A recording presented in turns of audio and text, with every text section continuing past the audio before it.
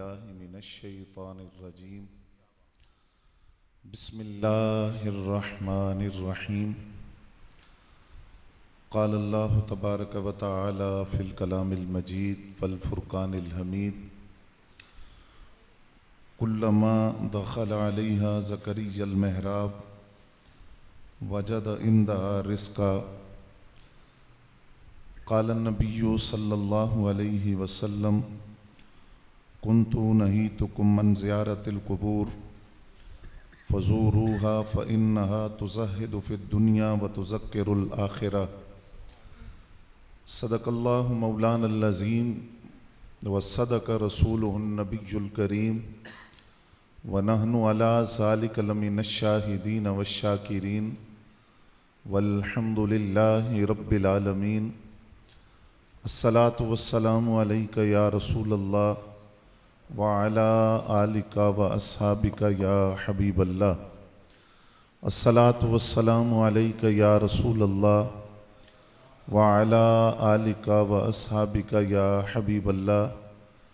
अस्सलातु वस्सलामु अलैका या रसूलल्लाह व अला आलिका व अस्हाबिका या हबीबल्लाह।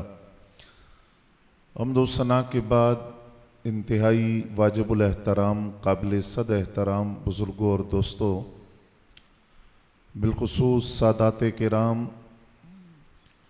और उलमाए ज़ी वक़ार और आस्ताना आलिया लासानिया हुसैनिया अलीपुर सैयदा शरीफ से वाबस्ता मुतल्लिकीन मुहिब्बीन अक़ीदतमंद हज़रात, मेरी और आपकी खुशबख्ती कि आज की सालाना नक्शे लासानी कॉन्फ्रेंस में शिरकत की सादत हासिल कर रहे हैं और शेख साहब की तरफ से इंतज़ामिया की तरफ से मुझे जिस मौजू का हुक्म मिला बड़ा अहम मौजू है, वक्त की ज़रूरत है और बिलखुसूस उस वक्त के अंदर जब तसव्वुफ़ को बदनाम किया जा रहा है और औलियाए कामिलीन की सरेआम गुस्ताखी करके करामात का इनकार किया जा रहा है, हयात औलिया का इनकार, मज़ारात के तक़द्दुस का इनकार किया जा रहा है,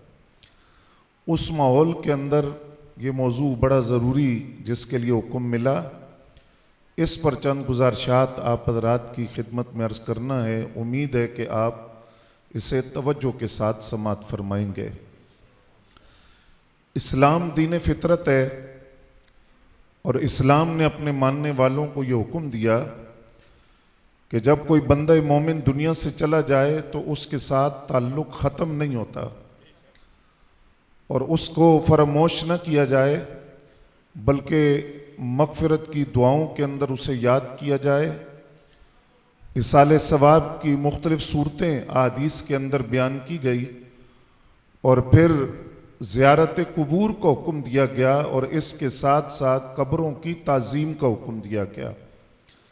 आम बंदे मोमिन की कब्र के बारे में हुक्म दिया गया कि उसके साथ टेक न लगाई जाए, उस पर पाँव न रखा जाए और फिर बिलखुसूस वो कबूर जो औलियाए किराम के मज़ारात होते हैं, जो तजल्लियात का मरकज़ होते हैं, जहाँ खैर व बरकत का नुज़ूल होता है, उन मज़ारात के वाले से बतौर ख़ास हुक्म दिया गया कि वो कबूलियत तौबा का मकाम होता है और जल्द दुआ कबूल होने का सबब होता है कि किसी अल्लाह के मुकर्रब बंदे का तवस्सुल और वसीला इख्तियार करके अल्लाह की बारगाह से दुआ की जाए।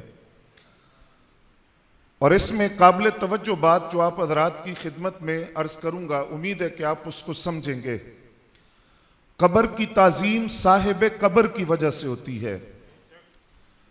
अगर सिर्फ कब्र की ताज़ीम की जाए तो वो तो मट्टी की ढेरी है, वो तो पत्थर से बनी हुई कब्र है। ताज़ीम असल में कब्र की नहीं होती, साहिब कब्र के जिस्म से निस्बत होती है कब्र को। और कब्र मट्टी की ढेरी नहीं देखी जाती, ये देखा जाता है कि इसके अंदर कौन आराम फरमा है। और हर कब्र साहिब कब्र से निस्बत रखती है और साहिब कब्र की वजह से कब्र की बतौर ख़ास ताज़ीम की जाती है। और अगर वो रब का वली हो तो वहां खास हुक्म दिया गया कि मज़ारात उनका तकद्दुस पामाल न किया जाए और मज़ारात औलिया की अज़मत और शान के हवाला से बतौर ख़ास फ़ुक़हाए किराम ने चंद हिदायत इरशाद फरमाई है। अगर हर कब्र की ताज़ीम उसी तरह की जाए जिस तरह औलिया के मज़ारात की ताज़ीम की जाती है और हर कब्र बराबर हो और साहिब कब्र को न देखा जाए, कब्र को देखा जाए, तो मैं बिल्कुल आसान करके ये मसला आपको समझाता हूं कि अगर आप लाहौर शहर में खड़े हों तो लाहौर शहर में रावी के इस पारे जहांगीर का मकबरा है जो बादशाह था, अकबर का बेटा था और उसने एक अरसा हुकूमत की है। इस पार जहांगीर का मकबरा है और रावी के उस पार लाहौर का मसरूफ तरीन बाजार है जिसे अनारकली कहते हैं। उस अनारकली बाजार के अंदर एक और बादशाह का मकबरा है जिसे कुतुबुद्दीन ऐबक कहा जाता है। ये दोनों बादशाह थे। आप जहांगीर के मकबरे पर दिन के वक्त जाएं या रात के वक्त या किसी मौसम में जाएं, ना वहां कोई फूल डालने वाला है, ना चादर चढ़ाने वाला है, ना कोई दुआ मांगने वाला है। कुतुबुद्दीन ऐबक के मजार पर आप किसी भी वक्त आए, हमारा तो रोजाना वहां से गुजर होता है, तो आपको ना वहां कोई दुआ करने वाला नजर आएगा, ना फूल डालने वाला, ना चादर डालने वाला। अगर ताजीम कब्र की होती है और कब्र ही ताजीम का सबब होता तो फिर कुतुबुद्दीन ऐबक के मजार पर भी इस तरह रश होता, जहांगीर के मकबरे और मजार पर भी इस तरह रश होता। तो बात इससे यह समझ आई कि कब्र को नहीं देखा जाता, साहिबे कब्र को देखा जाता है कि कब्र में लेटा हुआ वो रब का वली कौन है और कब्र में आराम फरमा वो अल्लाह का वली कौन है। साहिबे कब्र को देखकर कब्र की ताजीम की जाती है, वरना जहांगीर के मकबरे की भी ताजीम होती और कुतुबुद्दीन ऐबक के मकबरे की भी वही ताजीम होती। नारे तकबीर, नारे रिसालत, नारे तहकीक, नारे हैदरी, नारे गौसिया, आस्ताना अली अला सानिया अलीपुर सैयदा शरीफ। कब्र की ताजीम साहिब कब्र की वजह से होती है और कब्र को निस्बत होती है साहिब कब्र के जिस्म से। अगर उस मट्टी की ढेरी, हर मट्टी की ढेरी की उसी तरह ताजीम की जानी तो फिर जहांगीर के मकबरे पर भी रश होता, कुतुबुद्दीन ऐबक के मजार पर भी रश होता। लेकिन इन दोनों मजारात पर न कोई फूल डालने वाला, न चादर डालने वाला, लेकिन इन्हीं दोनों मजारात के दरमियान एक अल्लाह का वली लेटा है जिसे दाता गंज बख्श रहमतुल्लाह ताला अलैह कहा जाता है। आप कुतुबुद्दीन ऐबक के मजार पर रश नहीं देखेंगे, जहांगीर के मजार पर और मकबरे पर वो रश नहीं देखेंगे, लेकिन दाता साहब रहमतुल्लाह अलैह की कब्र पर आप शाम जाएं या सुबह जाएं, रात जाएं या दिन में जाएं, सर्दी में जाएं या गर्मी में जाएं, और सख्त धूप में जाएं या छांव में जाएं, वहां हर वक्त जायरीन का हुजूम है। तो पता चला कि कब्र नहीं देखी जाती, साहिबे कब्र को देखा जाता है। और अगर कुतुबुद्दीन ऐबक के मजार पर और जहांगीर के मकबरे पर वो रश नहीं है तो उसका फर्क यह है कि उन्होंने हुकूमत सरों पर की है, दिलों पर हुकूमत करने वाले को दाता अली हुजवेरी कहा जाता है। और मैं यहां यह अर्ज करूं कि मताफ बैतुल्लाह शरीफ का, वहां हजरत इमाम मूसा कासिम रज़ी अल्लाह तआला अन्हु जलवा फरमा है और खलीफा हारून रशीद का दौर है। इमाम मूसा कासिम के गिर्द लोगों का हुजूम लगा हुआ है और आप लोगों की अकीदतों और मोहब्बतों का मरकज है और लोग आपसे मसाइल पर गुफ्तगू कर रहे हैं कि हारून रशीद वहां से गुजरा। हारून रशीद ने इमाम मूसा कासिम से कहा कि आप रियासत के अंदर रियासत तो नहीं कायम कर रहे, खलीफा तो मैं हूं, लोग आपके गिर्द जमा हैं, आपसे मसाइल पूछ रहे हैं, तो आप कोई इलादा रियासत तो कायम नहीं करने लगे। तो हजरत इमाम मूसा कासिम ने क्या जवाब दिया, वो क़यामत तक एक उसूल बन गया। आपने फरमाया अंता इमामुल जुसूद व अना इमामुल कुलूब, तू जिस्मों का बादशाह है, हम दिलों के बादशाह हैं। जिस्मों के बादशाह, उनकी बादशाहत महदूद होती है, उसकी लिमिट होती है, वो मर जाएं तो उनकी कब्र पर ना कोई फातिहा पढ़ने वाला, न चादर चढ़ाने वाला, न जायरीन का हुजूम होता है। जो दिलों के बादशाह होते हैं उनकी कब्रें भी जिंदा होती हैं और उनके मजार को नहीं, साहिब मजार को देखा जाता है। और साहिब मजार को देखकर वहां लोगों का हुजूम होता है। लोग सुबह भी आते हैं, शाम भी आते हैं, दिन भी आते हैं, रात भी आते हैं, फातिहा पढ़ते हैं, क्योंकि वो देखते हैं ये सिर्फ कब्र नहीं है, रब के दोस्त और वली का मजार है। क्योंकि निस्बत यह है कि अगर लिबास तो हर बंदा दुनिया के अंदर पहनता है, लेकिन वो कुर्ता जो हजरत यूसुफ अलैहिस्सलाम के वजूद से लगा, जब वो हजरत याकूब अलैहिस्सलाम के चेहरे पर डाला गया तो बिनाई लौट आई। घर दुनिया के अंदर सैकड़ों हैं, तवाफ सिर्फ बैतुल्लाह शरीफ का किया जाता है। पहाड़ी सिलसिला दुनिया के अंदर हजारों हैं, लेकिन साई सिर्फ सफा और मरवा की जाती है, क्योंकि उसकी निस्बत हजरत हाजरा अलैहिस्सलाम से है। और दुनिया के अंदर हजारों कीमती पत्थर हैं, लेकिन बोसा दिया जाता है किसको? हजरे अस्वद को। निस्बत है उसे जन्नत से। और फिर जिस पत्थर को निस्बत हजरत इब्राहीम अलैहिस्सलाम के कदमों से हुई, रब ने उसको जाए नमाज बनाने का हुक्म दिया, वहां नमाज पढ़ने का हुक्म दिया। जिस पत्थर की निस्बत हजरत इब्राहीम खलीलुल्लाह अलैहिस्सलाम से है, इसलिए कायनात इंसानियत के अंदर निस्बत की वजह से देखा जाता है और निस्बत का लिहाज किया जाता है। तो हम कब्रें नहीं देखते, कब्र में लेटा हुआ रब का वली देखते हैं, क्योंकि कब्र को निस्बत है साहिब कब्र के जिस्म से। आज बाद लोगों को परेशानी है, मज़ारात पर क्यों जाते हैं? सुनिए रसूलुल्लाह सल्लल्लाहु अलैहि वसल्लम का फरमान जो शुरू में मैंने पढ़ा। नबी अलैहिस्सलाम ने फरमाया, मैं तुम्हें ज़ियारत कुबूर से मना करता था, फज़ूरूहा, अब मैं तुम्हें इजाजत दे रहा हूं कि कब्रों पर जाया करो, कब्रों पर हाजिरी दिया करो। क्यों? फरमाया, मज़ारात पर हाजिरी तुम्हें मौत की याद दिलाएगी और दुनिया से तुम्हारी रग़बत को खत्म कर देगी। अब फिर तवज्जो चाहिए, कब्रों पर हाजिरी से हुजूर ने मना क्यों फरमाया? इसलिए कि इब्तिदाई इस्लाम था और बुत परस्ती से जो लोग इस्लाम में आए थे, जिन्होंने कलमा पढ़ा, इम्कान ये था कि कहीं बुत परस्ती और कब्रों में फर्क न कर सकने की वजह से ऐसा ना हो कि बुत परस्ती की वजह बजाय कब्र परस्ती शुरू हो जाए। तो सरकार ने कब्रों पर जाने से मना किया। जब ईमान पुख्ता हो गया, अकीदा रासिख हो गया, फर्क समझ आ गया कि बुत और है, बुत और है, मजार और चीज है, फर्क वासी हो गया, ईमान पुख्ता हो गया, ईमान रासिख हुआ, तो सरकार ने फरमाया अब कब्रों पर जाया करो। अब मैं तुम्हें इजाजत देता हूं। अल्हम्दुलिल्लाह, हम सीना तान कर कहते हैं वो और है जो आज भी कब्रों और बुतों में फर्क नहीं कर सके, जो आज भी मुशरिकीन और ज़ायरीन मज़ारात में फर्क नहीं कर सके। हम वो हैं जिनका ईमान भी पुख्ता है, अकीदा भी रासिख है। हम जानते हैं मजार मजार है, बुत नहीं है, और मजार की पूजा नहीं की जाती, मजार पर फातिहा पढ़ी जाती है।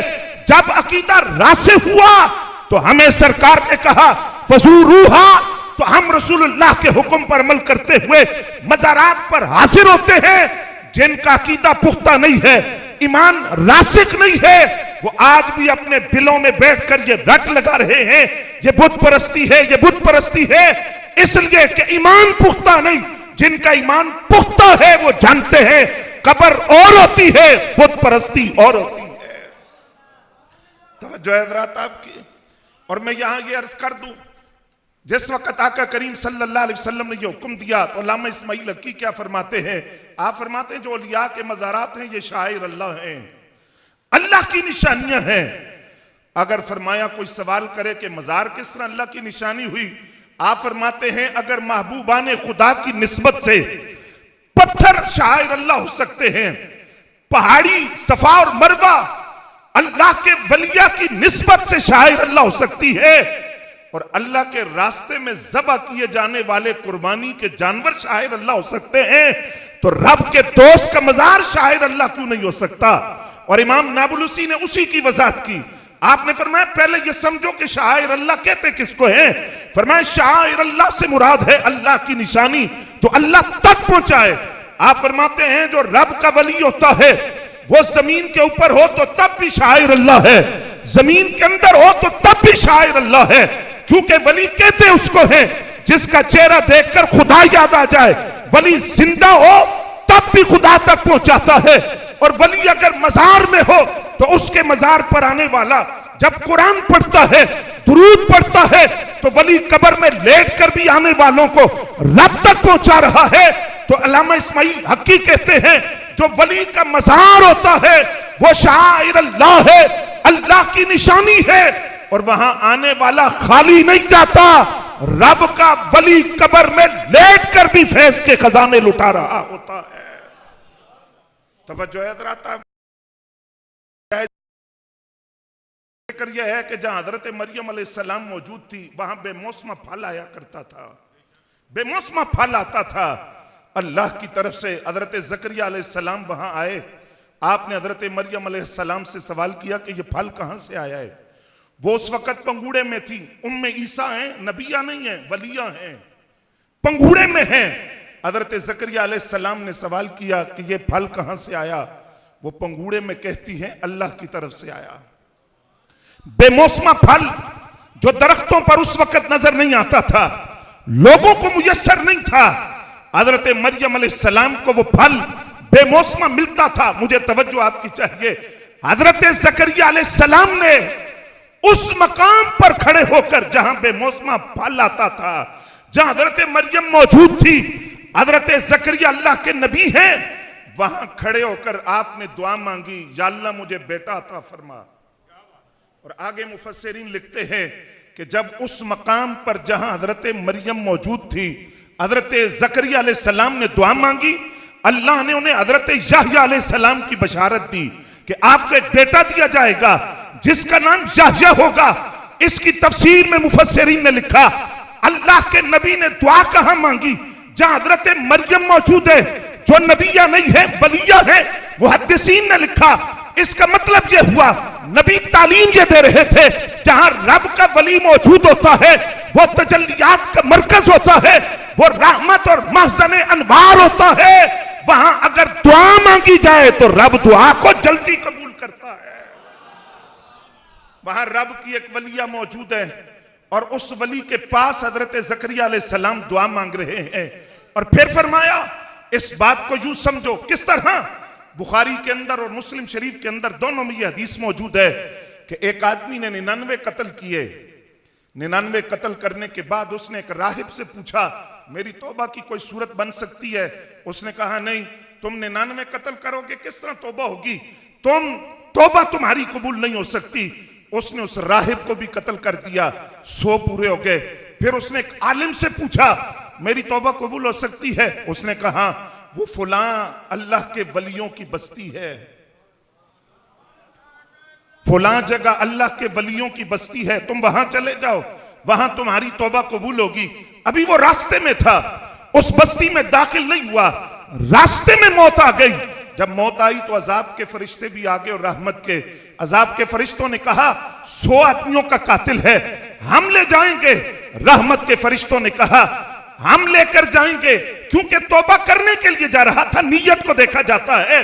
अल्लाह करीम ने रहमत के फरिश्तों से फरमाया तुम पैमाइश करो, अगर वलियों की बस्ती के करीब है, वलियों की बस्ती के करीब है तो जन्नत में भेज दो, अगर उससे दूर है तो फिर दूसरा फैसला होगा। तवज्जो रखिएगा, अब वो पाकों की बस्ती से कुछ दूर था, अल्लाह ने वलियों की बस्ती को हुक्म दिया कि तुम सुकड़ कर मेरे बंदे के करीब हो जाओ। और जो लोग गुनाहगार थे उनकी बस्ती के जमीन को हुक्म दिया तुम दूर हो जाओ, पाकों की बस्ती को हुक्म दिया तुम करीब हो जाओ। जब पैमाइश की गई तो वो रब के वलियों की बस्ती के करीब था, रहमत के फरिश्ते उसे जन्नत में ले गए। यहां मुहद्दिसीन ने लिखा इसका मतलब यह हुआ जहां रब का वली बसता है, चाहे वो जमीन के ऊपर हो या जमीन के अंदर हो, जहां अल्लाह का वली बसता है वहां तौबा भी कबूल होती है, वहां दुआएं भी कबूल होती है, क्योंकि जहां अल्लाह का वली आराम करता है वहां रब की रहमतों और बरकतों का नज़ूल होता है। फिर फरमाया जब हजरत यूसुफ अलैहिस्सलाम का विसाल हुआ, इस पर भी आप तवज्जो फरमाएंगे। यूसुफ अलैहिस्सलाम का विसाल हुआ तो उनके जो अहले मोहल्ला थे वो आपस में लड़ पड़े, आपस में लड़ाई हो गई। किस बात पर? एक ने कहा कि यूसुफ अलैहिस्सलाम हमारी तरफ उनकी तदफीन होगी। दरिया की दोनों जानिब वो मोहल्ला आबाद था, दरिया की दोनों जानिब पर यूसुफ अलैहिस्सलाम के मानने वाले रहते थे। एक ने कहा हम अपने मोहल्ले में तदफीन करेंगे, दूसरों ने कहा यूसुफ अलैहिस्सलाम की तदफीन दरिया की दूसरी जानिब होगी। यूसुफ अलैहिस्सलाम के जस्ते अतहर को जब दरिया की एक जानिब ले जाया गया तो वहां सब्जा पैदा हुआ, वहां शादाबी आ गई और वहां सरसब्ज और शादाब फसलें लहलहाने लगी। दूसरी तरफ इलाका खुश्क था। उन्होंने कहा नहीं, यूसुफ अलैहिस्सलाम की तदफीन हम करेंगे। उन्होंने आपके जिस्म को निकाला, दरिया से दूसरी तरफ ले गए। अब वो इलाका सरसब्ज और शादाब हो गया, यहां इलाका खुश्क हो गया, वो सरसब्ज और शादाब हुआ। अब इनका झगड़ा हुआ कि अगर तुम अपनी तरफ दफनाओगे, तदफीन करोगे तो बरकत सारी तुम ले गए, और अगर हम दफनाएं तो बरकत इधर आ गई, तुम महरूम हो। किया क्या जाए? तवज्जो फरमाए। का इस तरह करते हैं जहां से दरिया का पानी सारे इलाकों को सैराब करता है, यूसुफ अलैहिस्सलाम के वजूद को संगे मरमर के सुदूक में रखकर उस जगह रख दिया जाए जहां सब पानी तमाम इलाकों को आता है। हजरत यूसुफ अलैहिस्सलाम के वजूद को संगे मरमर के संदूक में रखकर वहां रख दिया गया जहां से दरिया का पानी तमाम इलाकों में आता था। अब जहां जहां से वो पानी गुजरा, जो अल्लाह के वली के वजूद से नहीं, कब्र से लग कर आ रहा है, मजार से लग कर आ रहा है, अल्लाह के नबी के मजार से लगने वाला वो पानी जिस इलाके से गुजरा वहां शादाबी थी, वहां सब्जा उगा। फरमाया इसका मतलब यह है रब के वली के मजार में यह ताकत होती है, उस मजार से जिस चीज को निस्बत हो जाए रब उस चीज को जिंदा कर देता है, सरसब्ज व शादाब कर देता है। और फरमाया इसलिए यूसुफ अलैहिस्सलाम का जस्ते अतहर जिस संगे मरमर के संदूक में रखा गया, उससे पानी मस होकर जिस इलाके में गया बरकतें बखेरता गया, पैगाम देता गया कि हर कब्र का ये मकाम नहीं होता जो मकाम अल्लाह के वली के मजार का होता है। आज हजरात खराबी कैसे हुई, यह हम बात है, इस पर तवज्जो करेंगे आप। एक तबका वो है जिन्होंने मजारात को बुत करार देकर आने वालों को मुशरिक कहा, और दूसरा तबका वो जिन्होंने अपनी जिहालत की वजह से कब्रों को सजदा किया, तवाफ किया और वहां गैर शरी हरकत करके दूसरों को मौका दिया कि तुम तनकीद करो, तुम तान करो।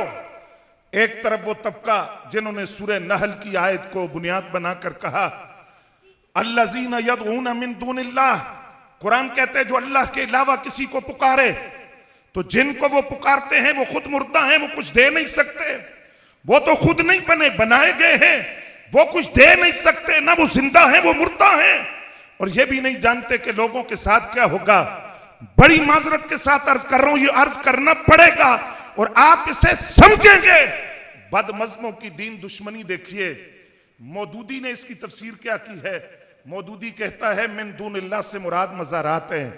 मिन लफ्ज उसने लिखे तफहीमुल कुरान के अंदर, कहता है मिन दूनिल्लाह से मुराद दाता साहब हैं, मिन दूनिल्लाह से मुराद गंज शकर है, मिन दूनिल्लाह से मुराद गौसे आजम है, मिन दूनिल्लाह से मुराद गरीब नवाज है। और इनके बारे में कुरान कहता है कि जो लोग इनकी पूजा करते हैं ये तो कुछ भी नहीं है, ये मुर्दा हैं, ये दे कुछ नहीं सकते, ना ये हाजत रवाई कर सकते हैं। ये किसने लिखा? मौदूदी ने लिखा, तफसीर ये की है। हालांकि इमाम राजी कहते हैं इससे मुराद बुत है, इससे मुराद, इमाम इब्ने कसीर कहते हैं इससे मुराद बुत है, इमाम सयूती कहते हैं इससे मुराद बुत है। सैयदुल मुफस्सिरीन जिनके लिए नबी अलैहिस्सलाम ने फरमाया अल्लाह तुम्हें किताबुल्लाह की समझ दे, हजरत अब्दुल्लाह इब्ने अब्बास फरमाते हैं इससे मुराद बुत है, मज़ारात नहीं है, औलिया नहीं है, इससे मुराद बुत है। बदमज़्मों ने कहा कि नहीं, इस आयत से मुराद मज़ारात है और बुत मुराद नहीं है, जबकि सारे मुफस्सिरीन उस वक्त के, जो इमाम इब्ने कसीर हों, वो इमाम सयूती हों, वो हजरत अब्दुल्लाह इब्ने अब्बास हों, सब ने कहा इससे मुराद बुत है। इन्होंने कहा नहीं, मज़ारात है, न वो हाजत रवाई कर सकते हैं, क्योंकि रब ने कहा ये तुम्हें दे कुछ नहीं सकते। लिहाजा जो दाता है, जो गरीब नवाज है, जो गन शकर है, वो दे कुछ नहीं सकते। आपकी तवज्जो चाहते हुए अर्ज करूंगा, रब के वली को अगर रब कुव्वत न दे, वो पत्ता भी नहीं हिला सकता। रब के वली को अगर अल्लाह तसर्रुफ न दे, वो पत्ता भी नहीं हिला सकता। लेकिन रब अगर अपने वली को तसर्रुफ और कुव्वत दे, तो फिर हजरत उमर खत लिखें तो दरियाए नील जारी हो जाए। हुजूर गौसे आजम शेख अब्दुल कादिर जिलानी कदम की ठोकर मारकर मुर्दा जिंदा कर दे। रब अगर अपने वली को ताकत दे, तो फिर ख्वाजा गरीब नवाज निगाहे नाज से 90 लाख को कलमा पढ़ाएं। अगर रब अपने वली को ताकत दे, तो हिंदुस्तान का सबसे बड़ा फितना इमाम रब्बानी जड़ से उखाड़ कर फेंक दे। इसलिए हम कहते हैं, दाता खुद दाता नहीं है, गरीब नवाज खुद गरीब नवाज नहीं है, गौसे आजम खुद गौसे आजम नहीं है। दाता रब के बनाने से दाता है, गरीब नवाज रब के बनाने से गरीब नवाज है। अगर इनकी कुव्वत का आलम यह है, तो जिसने ने दाता बनाया है उसकी अपनी ताकत का आलम क्या होगा। कहा कि इससे मुराद वो है, अल्लाह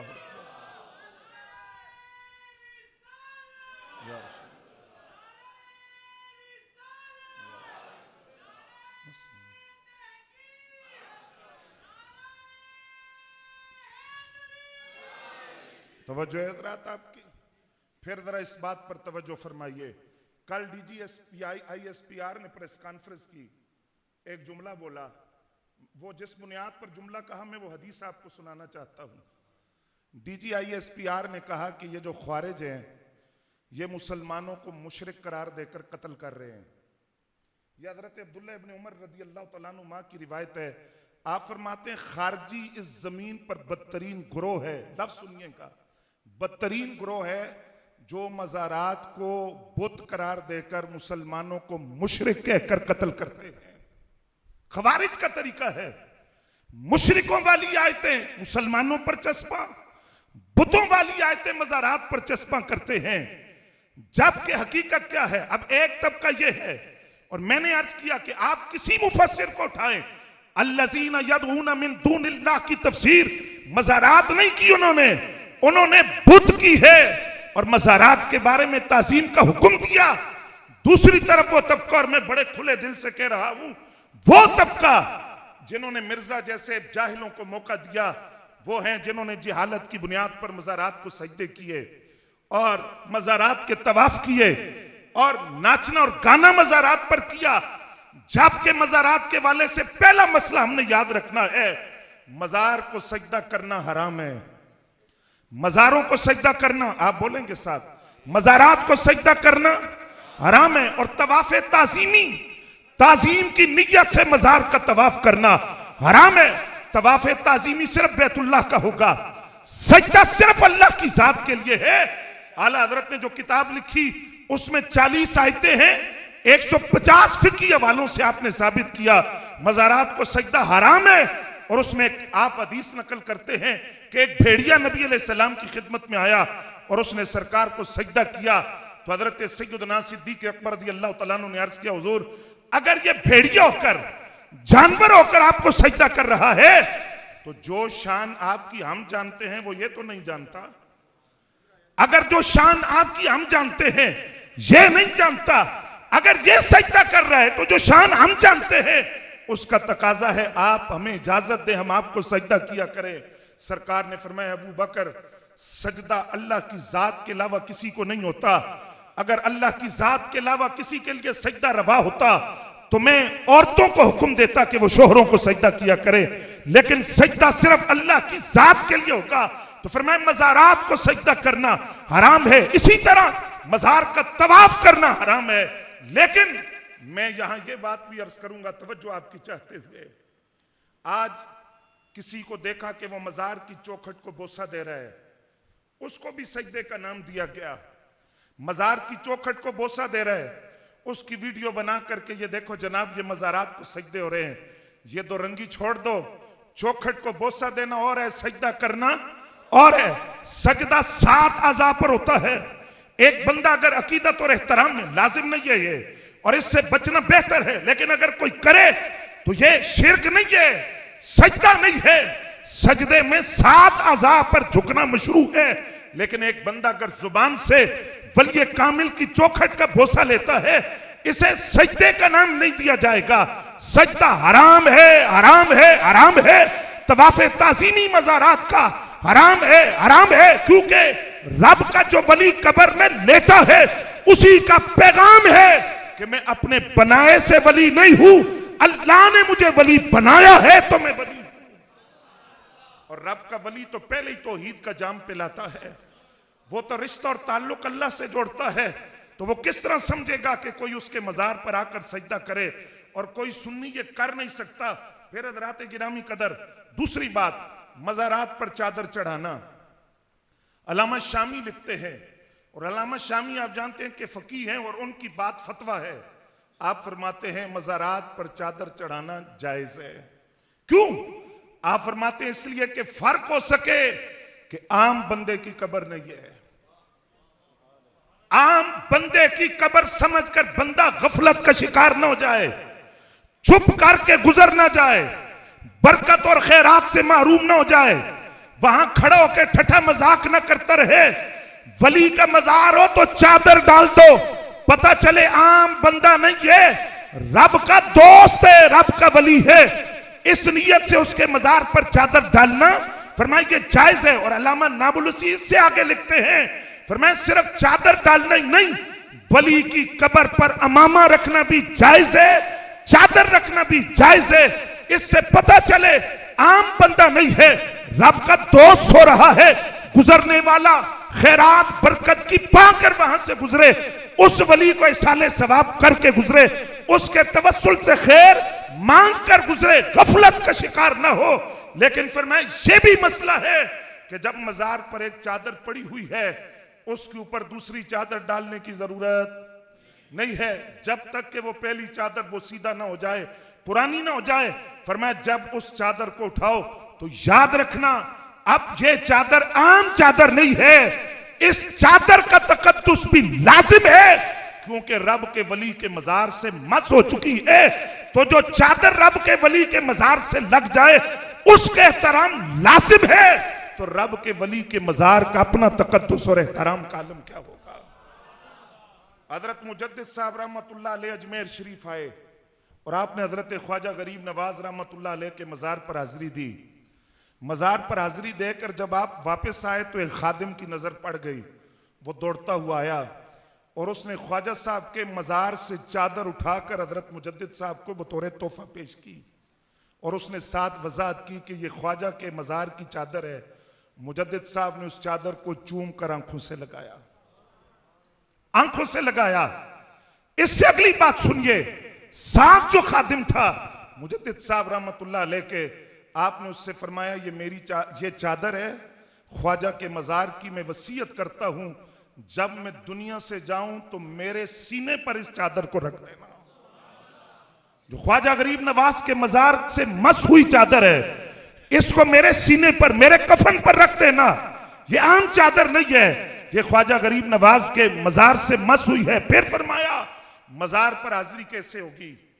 फरमाया तोलियां बनाकर इस तरह आना, गाने गाते हुए, नाचते हुए, ढोल बजाते हुए, शराब पीकर, नशे में धुत होकर और कुरान की आयतें लिखी हुई चादरें बेवुजू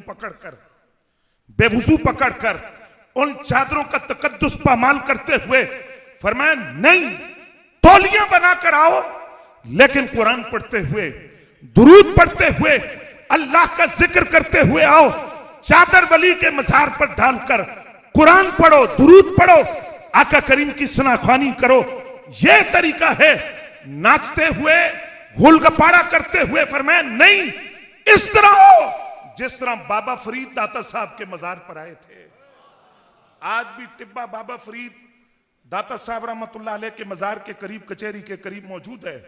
टिब्बा बाबा फरीद, इसकी हिस्ट्री क्या है, बैकग्राउंड क्या है कि यहां बाबा फरीद रहमतुल्लाह अलैह जब पाकपतन से आते तो यहां ठहर कर, जो बुजुर्गों से हमने सुना कि कोहनियों और घुटनों के बल दाता साहब के मजार पर आते थे। लोगों ने पूछा ये के अंदाज से आने का। फरमाया अगर वो बातनी निगाह जो अल्लाह ने मुझे दी है अगर तुम्हारे पास हो तो तुम भी देखो कि इस वक्त रब के वली के मजार पर फरिश्तों के इतना हुजूम है, तो मैं पांव कहां रखूं, मैं कदम कहां रखूं।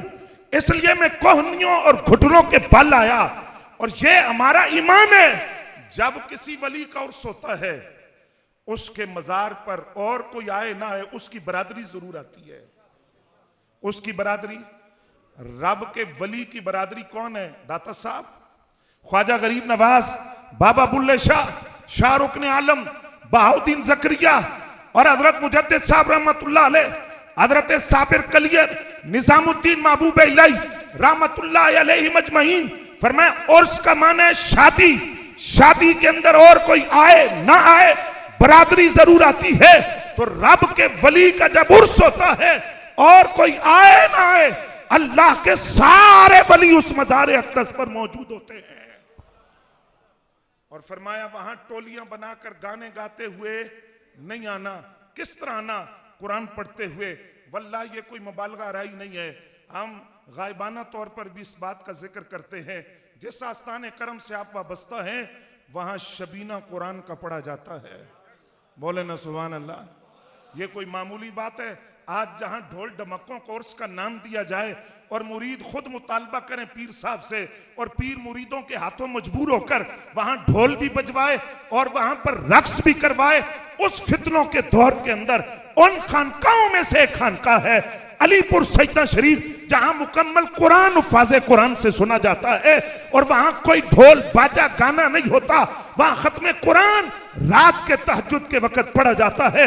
रात की सहर अंगेजी के अंदर अल्लाह का कुरान पढ़कर बताया जाता है कि वली का मजार शायर अल्लाह है, वो जमीन के ऊपर हो तब भी मानने वालों का ताल्लुक रब से जोड़ता है, जमीन के अंदर हो तब भी ताल्लुक रब के साथ जोड़ता है।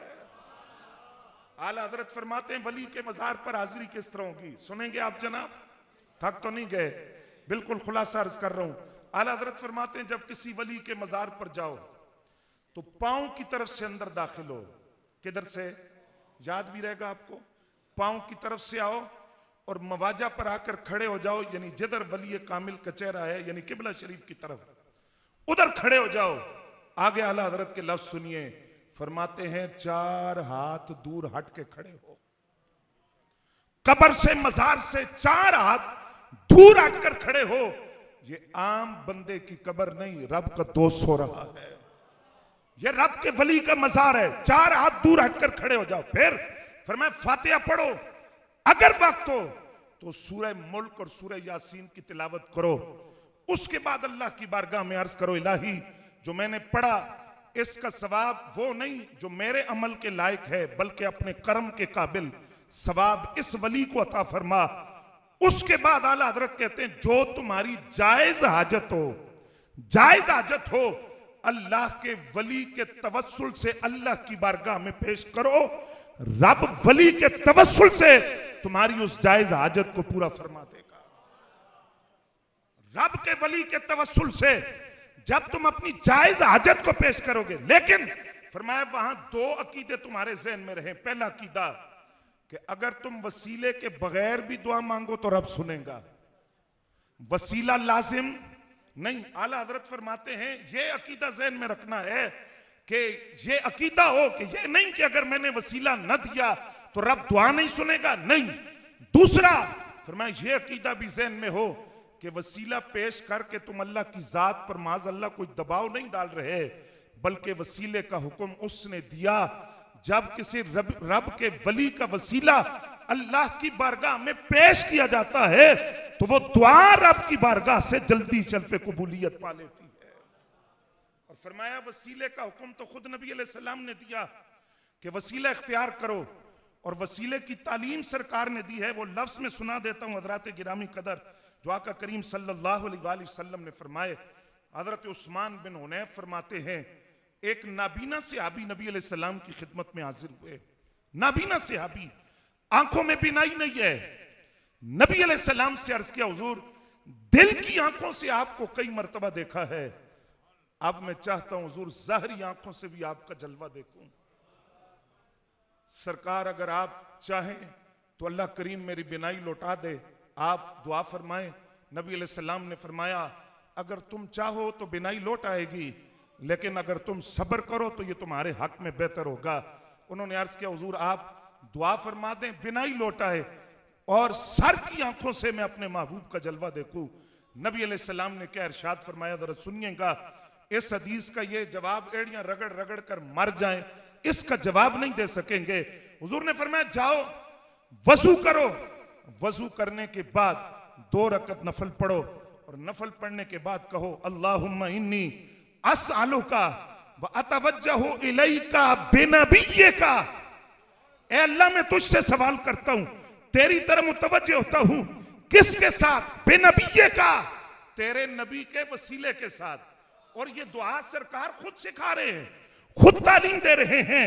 बिनबिय्यिका मोहम्मद सल्लल्लाहु अलैहि वसल्लम नबी रहमा या मोहम्मद इन्नी अतवज्जहु बिका इला रब्बी फी हाजती हाज़िही लितुक़दा ली अल्लाहुम्मा फशफ़िहु फिया। या रसूल अल्लाह सल्लल्लाहु अलैहि वसल्लम मैं आपके तवस्सुल अल्लाह की बारगाह से ये दरख्वास्त कर रहा हूं, या अल्लाह अपने नबी के सदके मेरी हाजत को पूरा फरमा और मुझे शफाअत दे दे। ये तालीम खुद सरकार ने दी है कि मेरे वसीले से दुआ मांगो। सहाबी कहते हैं जब वो दुआ मांगी है हाथ नीचे नहीं आए कि बिनाई लौट आई, और इस तरह लौटी कि ये कभी अंधे नाबीने थे ही नहीं और हमेशा से भी ना थे। तो फिर मैं खुद सरकार ने फरमाया मेरे तवस्सुल से मांग, रब तुझे बिनाई अता फरमाएगा। तवज्जो है हज़रात आपकी। और इस वक्त हज़रात गिरामी कदर मुख्तसर करते हुए मौलवी इस्माइल देहलवी जो देवबंदियों का मौलवी है, उसकी किताब है सिरात मुस्तकीम। सुनिए वो क्या लिखता है। ये लिखते और है, बताते और है, पैगाम लोगों को और देते हैं। सुनिए उसने क्या लिखा। वो कहता है कि मौला हैदर कर्रार करमल्लाहु ताला वजहुल करीम के फजाइल में से ये फजीलत भी है कि आज विलायत, कुतबियत, गौसियत, अब्दालियत, ये जो 4 मकाम है उसने लिखा अपनी किताब के अंदर। वैसे ये मुजद्दिद साहब ने भी लिखा है, अल्लामा काजी सनाउल्लाह पानीपती ने भी तफसीर मजरी में लिखा है, लेकिन मैं उसका हवाला आपको दे रहा हूं। उसने लिखा, समझिएगा बात को जरा। वो कहता है कि अब विलायत, कुतबियत, गौसियत और अब्दालियत, ये जो 4 मकाम है, क़यामत तक ये मकाम मौला अली के वसीले के बगैर किसी को नहीं मिलेगा। बोले ना सुभान अल्लाह। मौला हैदर कर्रार के वसीले के बगैर किसी को नहीं मिलेगा। आगे लिखता है, कहता है आज बादशाहों की बादशाहत और अमीरों की अमारत मौला अली के वसीले के बगैर नहीं हो सकती। आज जो बादशाह बनता है उसकी बादशाहत में भी मौला अली का दखल है, अमीरों की अमारत में मौला अली का दखल है, वली की विलायत में मौला अली का दखल है, अब्दाल की अब्दालियत में मौला अली का तवस्सुल है, कुतुब की कुतबियत में मौला अली के तवस्सुल का दखल है। यहां सवाल किया हमारे उलमा ने, तू कहता है कि क़यामत तक कोई वली बन नहीं सकता जब तक मौला अली का तवस्सुल न हो। तो अगर आज 1450 साल बाद मौला हैदर कर्रार के तसर्रुफ का आलम यह है, तो फिर इमामुल अंबिया के तसर्रुफ का आलम क्या होगा? जब तू मान रहा है कि मौला हैदर कर्रार के तवस्सुल के बगैर कोई वली नहीं बन सकता और अब्दाल नहीं बन सकता, फिर बात को समेटिए और यहां बात को खत्म करते हैं। हज़रात गिरामी कदर, इमाम शाफी रहमतुल्लाह ताला अलैह हैं, वो इमाम शाफी रहमतुल्लाह ताला अलैह जिनको इमाम अहमद बिन हंबल का कुर्ता पहुंचा था, मुरीदों से कहा मुझे पानी में घोल कर पानी पिलाया करो, यह अहमद बिन हंबल का कुर्ता है, ये तबर्रुक है।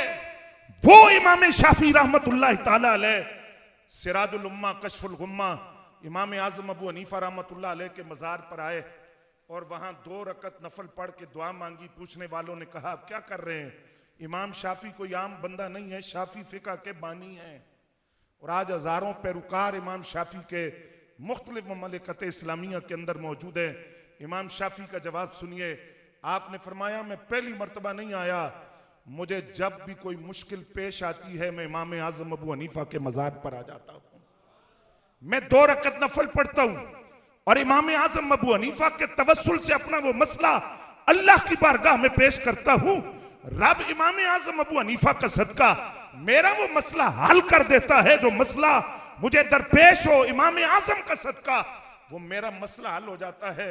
आखिरी बात सुनिए, इमाम बुखारी रहमतुल्लाह ताला अलैह समरकंद के अंदर जिनका मज़ार है, तो इमाम इब्ने हजर अस्कलानी रहमतुल्लाह अलैह ने लिखा, फरमाया समरकंद के अंदर जब कादसाली हो गई तो लोग कई दिन तक दुआ मांगते रहे, वो दुआ कबूल न हुई।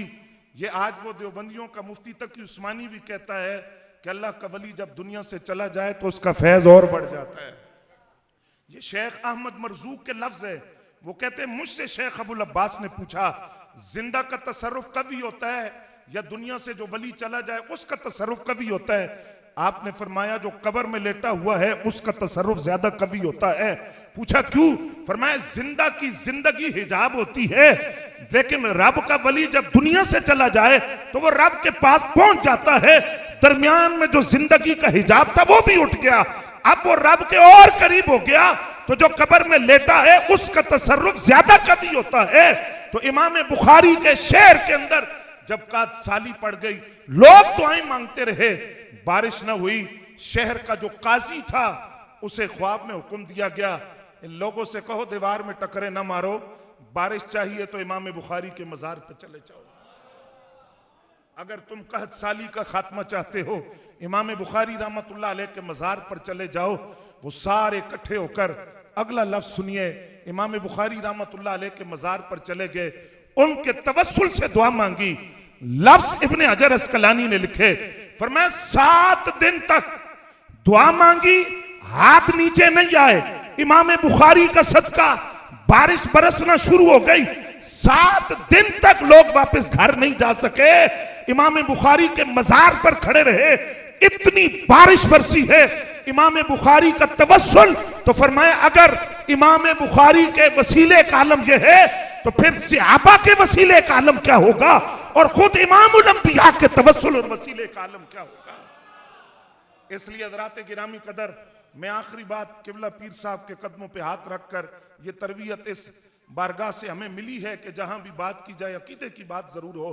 मैं आपसे ये जरूर कहूंगा, आज कुछ नाम नेहाद और मुअल्लिम और मुबल्लिग नंगे दड़ंगे बाबों को दिखाकर तसव्वुफ का नाम दे रहे हैं।